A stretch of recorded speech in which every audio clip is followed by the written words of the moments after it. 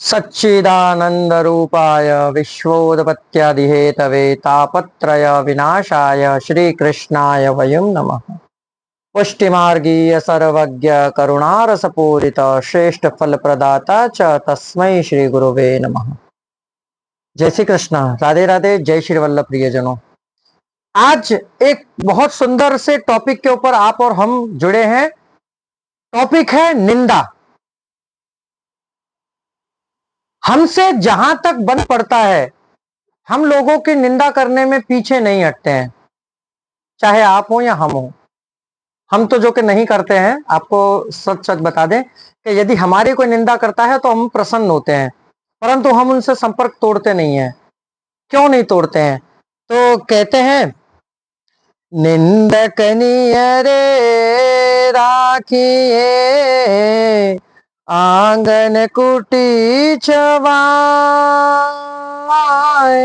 बिन पानी साबुन बिना निर्मल करे सुभाए कबीरा, निर्मल करे सुभाए। कारण कबीरदास जी का ये दोहा क्यों कहा गया है?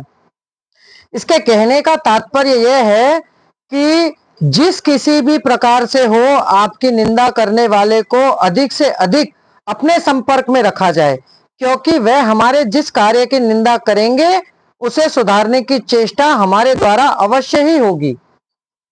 क्यों होगी? कि जिस कार्य में लोग हमारी निंदा करते हैं, जैसे कि कोई हमसे बोलता है कि आप सेवा ढंग से नहीं करते हैं, वो नित्य प्रति हमसे इसी बात को लेकर कहता रहता है कि आप इस ऐसा नहीं करते, आपके अंदर ये कमी है, तो वो हमें कहीं ना कहीं वो कार्य करने पर मजबूर कर देगी कि क्यों ये हमारी निंदा करता है। तो हम उस कार्य को करने में उस प्रकार सक्षम हो जाते हैं कि जो कार्य हम कर रहे हैं उसमें हमसे ज्यादा वो कार्य और कोई कर ही ना सके। वो आपकी निंदा करता है, उसको ये नहीं पता है कि वो आपकी निंदा कर रहा है, एक प्रकार से वो आपका अच्छा ही चाह रहा है। इसलिए हमारी जो भी निंदा करे तो हमें अंदर से प्रसन्न होना चाहिए। प्रसन्न इसलिए होना चाहिए कि पहला, कि सबसे पहले तो वो आपके प्रारब्ध के किए हुए पापों को नष्ट कर रहा है, और दूसरा कि वो आपको उस प्रकार का जड़ चेतन बनाना चाहता है कि वो आपकी निंदा कर रहा है। भाई आपसे प्रेम करता है तभी तो आपसे निंदा कर रहा है। उसे आपकी निंदा करने में सुख प्राप्त हो रहा, होने दीजिए, आप मत करिए। परंतु सामने वाला व्यक्ति यदि आपकी निंदा करता है तो आप हमेशा प्रसन्न रहिए और उसका कभी अहित मत सोचिए, हमेशा उसके हित के बारे में सोचिए। वो अपना कार्य अपने जगह पर ठीक कर रहा है, उसे करने में कोई बुराई नहीं है, परंतु आप हमेशा धर्म पथ पर चलते रहिए।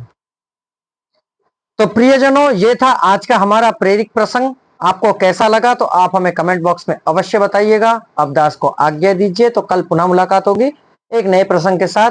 और कुछ 4-5 दिनों से हम जो आपके लिए कथा नहीं कह पा रहे हैं, उसका तात्पर्य यह है कि अभी हम इस समय कुछ सेवा कार्य में व्यस्त हैं, इसलिए हम नहीं बता पा रहे हैं, और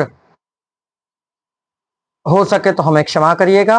अब हम आपके लिए नित्य प्रति ऐसे छोटे छोटे टॉपिक पे सत्संग लेकर आया करेंगे। तो ये हमारा सत्संग आपको कैसा लगा, आप हमें कमेंट बॉक्स में अवश्य बताइएगा। जय श्री कृष्णा, राधे राधे, जय श्री वल्लभ।